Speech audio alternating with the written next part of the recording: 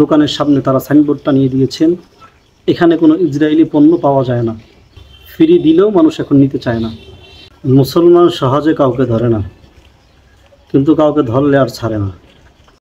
মুসলমান কারো উপরে জুলুম করে না, কিন্তু কেউ যদি মুসলমানের উপরে অন্যায়ভাবে জুলুম করে, মুসলমান তখন অবশ্যই প্রতিবাদ করে।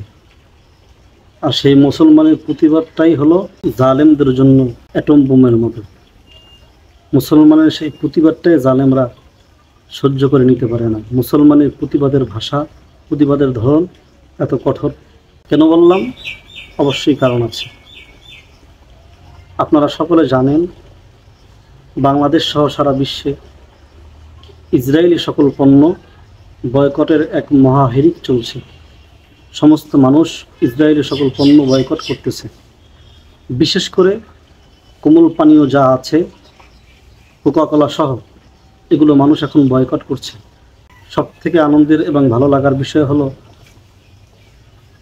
যে সকল দোকানে, যে সকল রেস্টুরেন্টে ইসরায়েলি এ সকল পণ্যগুলো ছিল, তারা সেই হোটেল, রেস্টুরেন্ট থেকে, দোকান থেকে সেই পণ্যগুলো তারা বয়কট করেছে, দোকান থেকে নামিয়ে দিয়েছে এবং দোকানের সামনে তারা সাইনবোর্ড টানিয়ে দিয়েছেন, এখানে কোনো ইসরায়েলি পণ্য পাওয়া যায় না।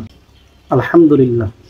আরও একটি ভালো লাগার বিষয় হলো, একটি ভিডিও দেখলাম যেখানে দুইজন ব্যক্তি রাস্তার পাশে দাঁড়িয়ে রাস্তা দিয়ে যে সকল মানুষ চলাচল করতেছেন তাদেরকে ফ্রি দিচ্ছেন কোকাকোলা, অথচ তারা সে কোকাকোলা নিচ্ছেন না।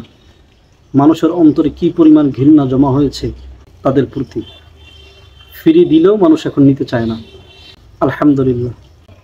যে সকল ব্যবসায়িক ভাইরা এখনও পর্যন্ত ইসরায়েলি পণ্য বয়কট করতে পারেননি, তাদের কাছে আহ্বান থাকবে, আসুন আমরা সকলে মিলে ইসরায়েলি পণ্য বয়কট করি, মাজলুম মুসলমানের পাশে থাকি।